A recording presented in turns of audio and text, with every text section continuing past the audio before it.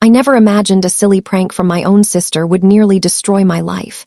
One second I was standing in my kitchen, laughing at her ridiculous jokes, and the next I was on the floor, unable to feel the left side of my face. My vision blurred, my head felt like it was on fire, and my family thought I was just pretending. They told me to get up, to stop acting, but inside I knew something was seriously wrong. That one prank didn't just hurt me physically. It changed everything about who I was, how I lived, and how my family saw me. And the worst part, they didn't believe me, until the neurologist made them watch the truth unfold right in front of their eyes. I'm glad to have you here. Follow my story until the end and comment the city you're watching from so I can see how far my story has reached. My name is Samantha. I'm 26 years old, and I used to think my life was simple. I lived with my parents in a small town in Oregon, and my older sister, Olivia, who was 28, was my best friend and my biggest troublemaker. We grew up teasing each other, pulling small pranks, and laughing about everything. Olivia always had a mischievous smile and a wild imagination, but most of her tricks were harmless, until the one that changed everything. That morning started like any other. The sun was shining through the kitchen window, the smell of fresh coffee filled the air, and Olivia was already in a playful mood. She kept glancing at me with that grin that meant she was up to something. I didn't think much about it because she was always like that. I poured myself some coffee, checked my phone, and leaned against the counter. Olivia started making jokes about my habit of double-checking things, like locking doors twice or checking the stove 3 times before leaving the house. She called me Miss Cautious and laughed so hard she nearly spilled her drink. I laughed too, shaking my head, not knowing that she was about to take that joke much further. She asked me to help her in the backyard with something urgent and ran outside ahead of me. I followed her, still holding my coffee, curious about what she was doing. As I stepped out, she suddenly shouted my name, and before I could turn fully, something heavy swung toward me from above. It was a big plastic bucket tied to a rope, filled with water and ice cubes. The bucket hit the side of my head before the freezing water poured over me. The shock made me stumble, but when I tried to regain my balance, my foot slipped on the wet porch and I fell hard, my head striking the wooden floor with a loud thud. For a moment, everything went black. When I opened my eyes, Olivia was laughing so hard she could barely stand, and my parents, who had come outside after hearing the noise, were smiling too. I tried to speak, but my words came out slow and strange, like my tongue wasn't working properly. I told them something was wrong, but they thought I was just exaggerating.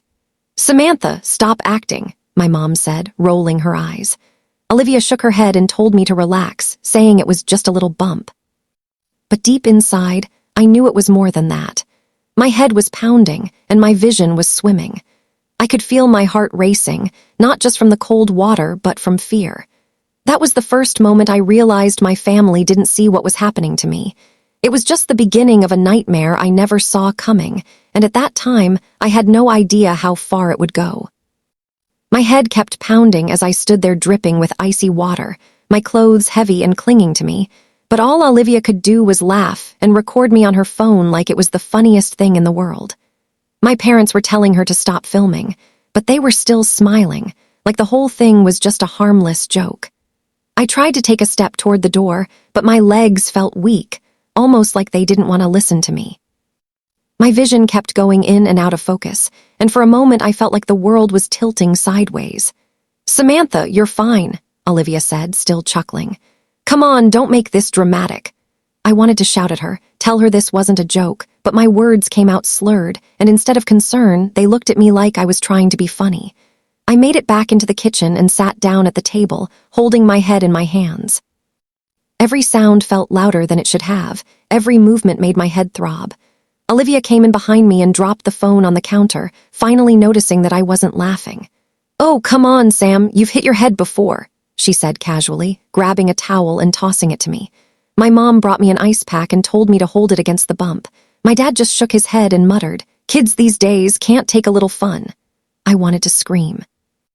I wanted them to see that this wasn't about not being able to take a joke.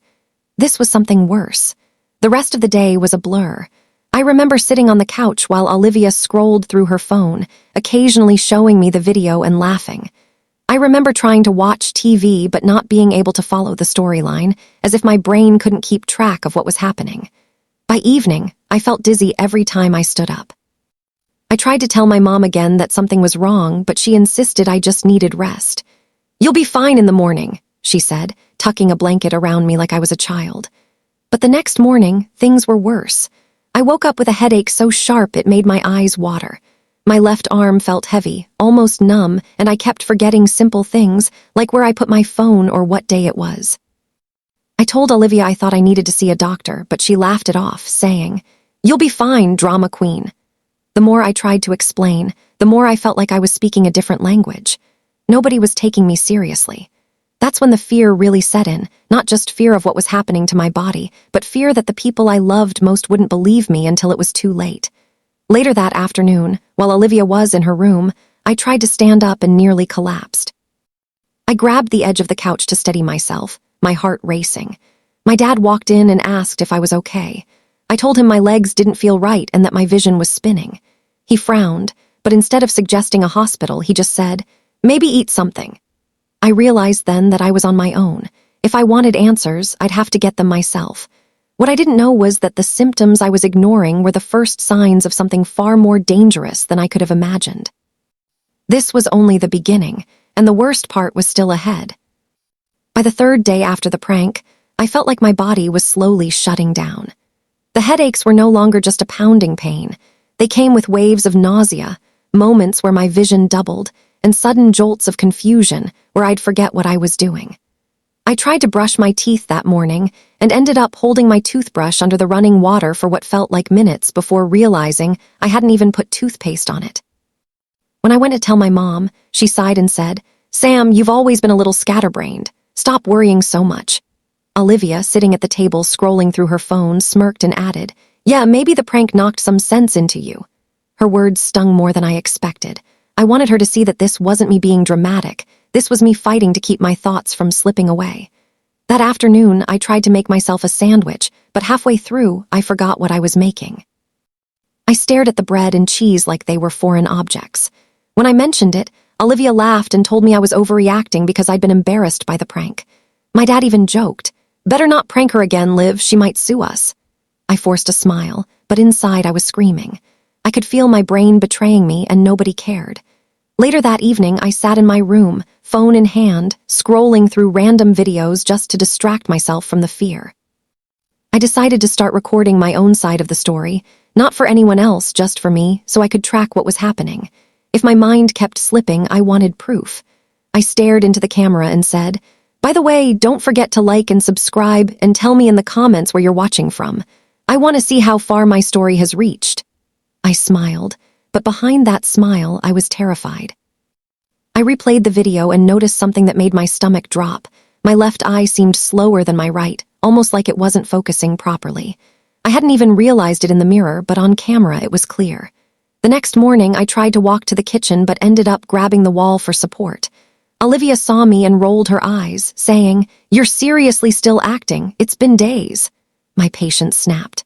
"I'm not acting." I shouted, but my voice cracked and my words came out slightly slurred. Her smirk faded for just a moment, but then she shook her head and went back to her phone. That night, I lay in bed staring at the ceiling, wondering if maybe they were right, if maybe I was overreacting. But then another wave of dizziness hit, stronger than before, and I knew I wasn't imagining this. My body was telling me something was seriously wrong, and if my family wouldn't listen, I'd have to make someone else see the truth. I just didn't realize the person who would finally believe me would end up making my entire family watch.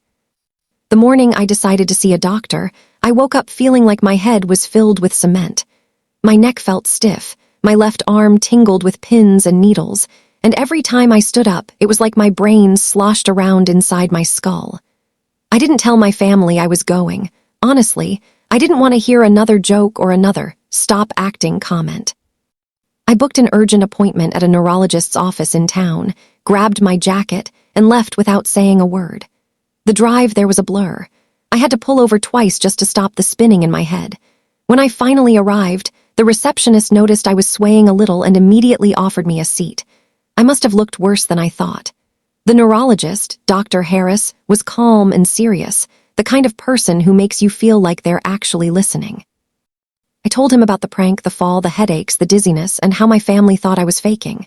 He didn't laugh. He didn't dismiss me. He leaned forward and asked me detailed questions. What kind of pain, how often, what I had trouble remembering. He did a quick physical exam, tapping my knees with that little hammer, asking me to follow his finger with my eyes and having me squeeze his hands. Then he paused, studying my face. Has anyone mentioned that your left eyelid droops a little? Asked, I froze. No, I didn't even notice, I said quietly. He nodded, making notes. You're showing some signs that concern me. I want to run a few tests right now, and I'd also like your family to be here for the results. My stomach tightened. The idea of bringing my family in made me nervous. They'd probably roll their eyes the entire time, but something in his tone told me this was serious. The nurse led me to another room for scans, and every second in that machine felt like an eternity. I kept thinking about all the moments over the past few days where I'd felt my brain slip, where I'd lost control of my body for just a second. When the tests were over, Dr. Harris told me to come back the next morning and to bring my family. That night at home, I told them what the doctor had said. My mom looked worried for the first time, but Olivia just sighed and said, Fine, if it'll prove you're being dramatic, I'll go. My dad muttered something about wasting the doctor's time, but agreed to come too. I didn't argue. I just lay in bed that night, my mind racing with possibilities. What if this was nothing? What if it was something that couldn't be fixed? And more than anything, what if tomorrow was the first time they finally saw what I'd been living through? I didn't know it yet, but the next day would shatter their laughter into silence. The next morning, I woke up before my alarm, my stomach twisting with nerves. I barely slept. Every time I closed my eyes, I kept imagining the different ways this appointment could go. Either Dr. Harris would tell me it was nothing serious, making my family's, "you're acting," comments seem justified, or he would say something far worse than I was prepared to hear. When I stepped out of my room, Olivia was already in the kitchen, scrolling through her phone, wearing the same expression she always did when she thought I was overreacting. You ready for this big reveal? She asked sarcastically, sipping her coffee. I ignored her and grabbed my coat. My parents joined us a few minutes later, my mom looking mildly concerned and my dad acting like this was some unnecessary chore. The car ride was silent except for the sound of Olivia's nails tapping on her phone's screen. No one asked how I was feeling. No one asked if I was scared. When we got to the clinic, Dr. Harris was waiting for us in his office. He greeted everyone politely, then gestured for us to sit. I could feel Olivia's skepticism radiating off her as she flopped into a chair. Dr. Harris began by asking me a few questions in front of them. How had my headaches been since yesterday? Was I still dizzy? Had I noticed any new symptoms? I answered honestly, trying not to glance at my family, who were sitting there with neutral faces. Then he turned to his computer, clicked a few times, and brought up my scan results on a large screen. This, he said, pointing to the image, is your sister's brain. Olivia smirked slightly, like she thought this was going to be a harmless lecture. But then his voice changed slower, heavier. Samantha has what we call a * traumatic brain injury. There's swelling here, he pointed to a dark patch, and signs of bleeding here, likely caused by blunt force trauma to the side of the head. I looked at Olivia out of the corner of my eye. Her smirk disappeared instantly. My mom leaned forward, squinting at the screen, while my dad frowned. Dr. Harris continued, This type of injury is not minor. It affects memory, motor function, and even speech. The symptoms she's been describing, dizziness, headaches, slurred speech, memory lapses, are consistent with what we're seeing here. And if untreated, this could have led to long-term damage or even been life-threatening. My mom gasped quietly, covering her mouth. My dad shifted uncomfortably in his seat. Olivia stared at the floor, her face pale. Dr. Harris then turned to them directly. I understand you might have thought she was exaggerating, but the reality is, she's been dealing with a very real and very dangerous medical condition. The fact that she didn't get immediate treatment could have made this much worse. I felt my chest tighten, not from fear, but from relief. Finally, someone else was saying it. Finally, someone was making them see what I had been going through. Olivia whispered, I didn't know, I thought. But Dr. Harris cut in gently. Pranks can sometimes have unintended consequences. In this case, the injury was caused by a heavy object hitting her head, followed by a fall. That's serious trauma, not a joke. Silence filled the room. I could feel all their eyes on me, but for once, it wasn't in judgment. It was in realization. Dr. Harris explained the treatment plan: medication to reduce the swelling, strict rest, avoiding any physical strain, and regular follow-up visits to monitor my recovery. He also mentioned cognitive therapy, since some of my symptoms suggested mild disruptions in processing and memory. Then he looked at Olivia. "You need to understand that what happened wasn't harmless fun. This could have been far worse." Olivia's eyes were glossy now, her lips pressed tightly together. My mom reached for my hand, squeezing it like she wanted to make up for every moment she didn't believe me.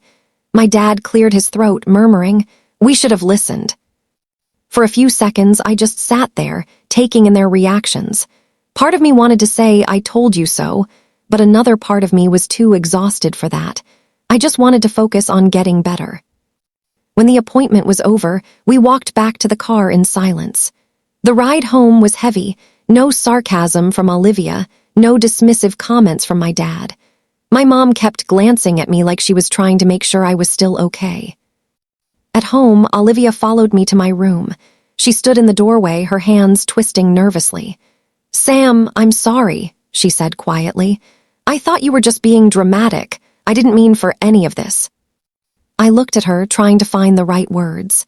"You didn't mean to hurt me, but you did. And it wasn't just the prank, it was how you all treated me after, like my pain was a joke." She swallowed hard, nodding. "I know, and I hate myself for it."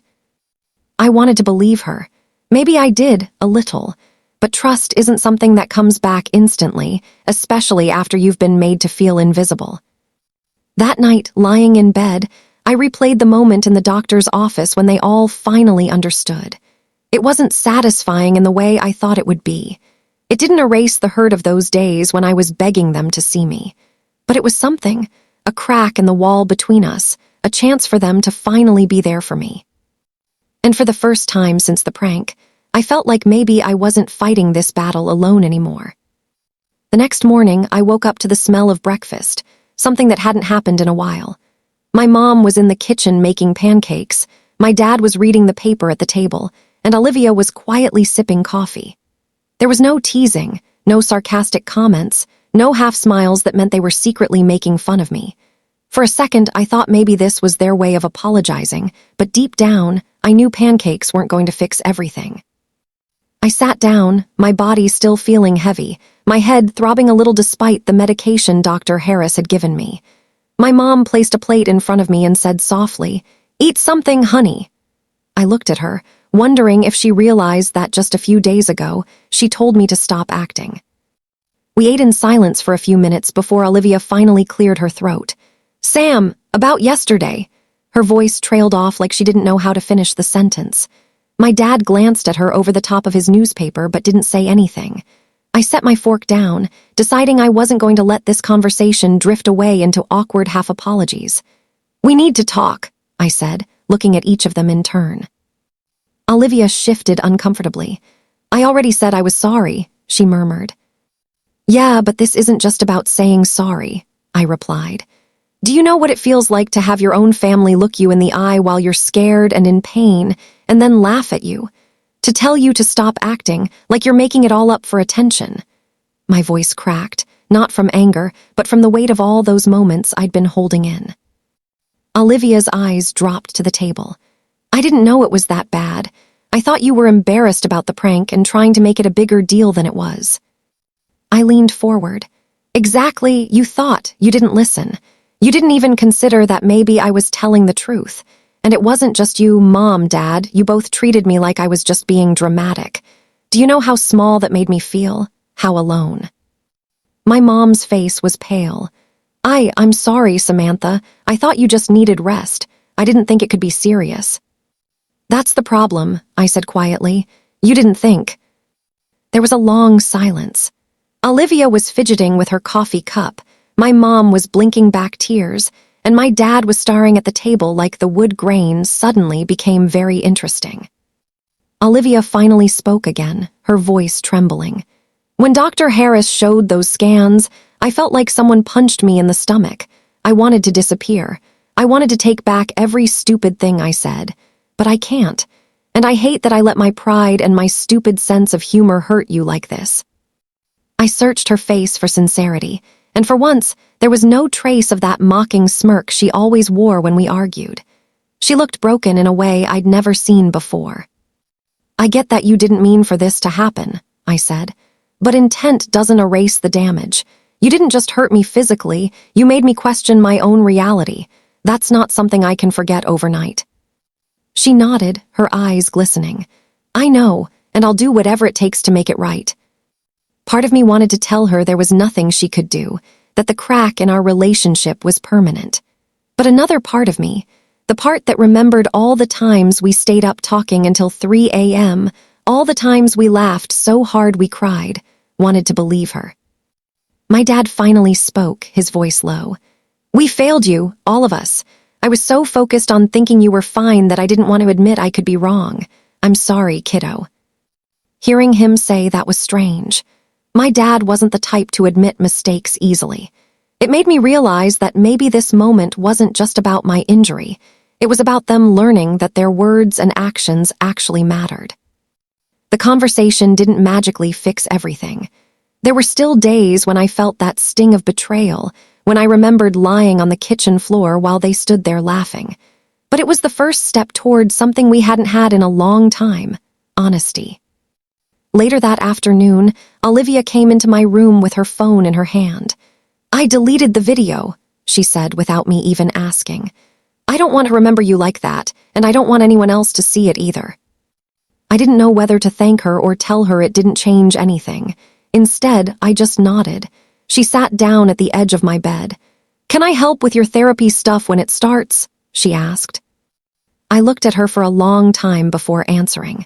"If you're serious about helping, it's going to take more than just showing up to appointments. It's about listening when I tell you something's wrong. It's about believing me, even if you don't understand it." She nodded slowly. "I can do that." That night, I lay in bed thinking about how fragile everything felt. My body was still healing, but so was my trust. I wasn't sure which would take longer. All I knew was that for the first time since the prank, I felt like maybe my voice mattered again. Not because I yelled loud enough, but because they finally chose to hear me. The damage wasn't gone. The scar between us was still fresh. But maybe, just maybe, it was a scar we could learn to live with. The first day of my physical therapy felt like walking into a room full of strangers who already knew my weaknesses. The bright white walls, the smell of antiseptic, and the faint sound of machines whirring made me feel small. My therapist, Jenna, was warm and kind, but she didn't sugarcoat anything. "We're going to work hard, Samantha," she said, "and it's going to hurt, but every bit of progress will be worth it." I nodded, trying to prepare myself. The neurologist had already warned me. My injury might not heal completely, and I could experience headaches or dizziness for months, maybe longer. That truth sat in the back of my mind like an unwelcome shadow. But what scared me more than the pain was the idea of feeling helpless forever. Olivia had insisted on coming with me to the first session. Part of me wanted her there, part of me still wasn't ready to trust her. She sat in the corner, scrolling on her phone between glances at me. I caught her looking every now and then, her expression unreadable. Jenna had me start with simple balance exercises. I thought it would be easy, stand on one leg, close my eyes, but my body betrayed me. I wobbled, my head spun, and my legs felt like they belonged to someone else. "Don't get frustrated," Jenna encouraged. "This is normal." Olivia put her phone down and stepped closer. "You're doing fine," she said quietly. It was the first time she'd encouraged me in weeks without any sarcasm. By the end of the session, I was drenched in sweat, my head throbbing. I wanted to cry, but I didn't. Instead, I took a deep breath and told myself that every small step counted. The days blurred into a routine: therapy, rest, awkward family dinners where everyone was trying a little too hard to act normal. I wasn't sure if they were walking on eggshells for my sake or their own guilt, but either way, the silence between us was different now. One evening, a week after starting therapy, Olivia knocked on my bedroom door. "Can I come in?" she asked. I shrugged, "Sure." She sat down at my desk chair, spinning it slowly. "I've been thinking a lot," she began, "about what happened, about how I didn't believe you." I stared at her, waiting. I realized something, she continued. It wasn't just that I thought you were overreacting. It was that I didn't want to believe I'd hurt you that badly. Because if I admitted that, then I'd have to face the fact that I was the kind of sister who could do that. Her words caught me off guard. I had expected another shallow apology, but this sounded real. You can't just erase what happened, I said. I know, she replied, but I can spend the rest of my life making sure I never treat you like that again. For the first time since the prank, I felt something shift inside me. Not forgiveness, not yet, but a crack in the wall I'd built between us. A month later, I could walk without feeling dizzy, though quick movements still made my vision blur. Dr. Harris was cautiously optimistic. You're healing well, but take it slow, he advised. On the ride home, Olivia drove while Mom sat in the back. The radio played quietly, and for once, the silence felt peaceful, not heavy. Do you want to get ice cream? Olivia asked suddenly. I raised an eyebrow. You're offering me food without a hidden agenda. She smirked. I'm trying to be nice, don't ruin it. We stopped at a small shop we used to go to as kids. Sitting on the curb with melting cones, I remembered all the summers we'd spent here, laughing about nothing. It felt almost normal again, almost. The real turning point came 2 weeks later. I had a particularly rough therapy session where my legs gave out halfway through. I came home frustrated and close to tears. Olivia found me in the kitchen, staring at the floor. You okay? She asked. No, I admitted. I feel like I'm never going to be the same again. She leaned against the counter. Maybe you won't be, but that doesn't mean you'll be worse. It just means you'll be different, stronger. I looked at her, wondering when my little sister had learned to sound wise. Then she pulled something from her pocket, a small silver bracelet. I got this for you, she said, handing it over. It's not much, but the charm is a phoenix, for starting over. I turned it over in my hands, feeling the weight of the gesture. Thanks, I said softly. She smiled. One day, you're going to tell this whole story and you're going to laugh. Maybe not at the prank, but at how far you came from it. As the months passed, the sharp edges of the memory dulled. I still had headaches sometimes, but they didn't scare me as much.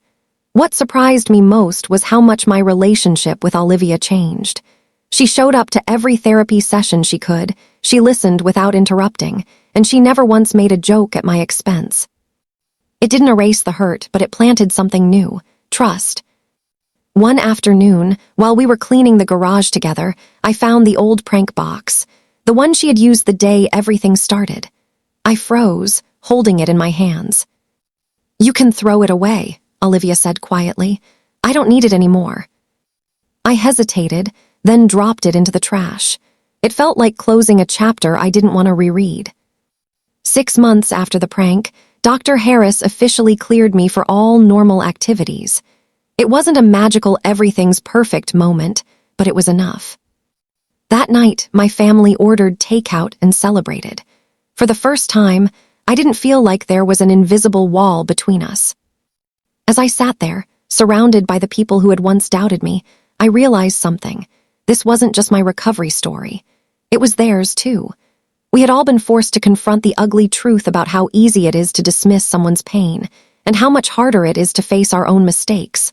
Looking back now, I know I'll never forget what happened. But I also know that pain can be the thing that tears you apart, or the thing that binds you together in ways you never expected. My sister and I still argue sometimes. It's in our DNA, but there's a line she never crosses anymore. And when I say something's wrong, she listens. Maybe that's the real ending here. Not the injury, not even the recovery, but the fact that I got my voice back. And this time it was heard.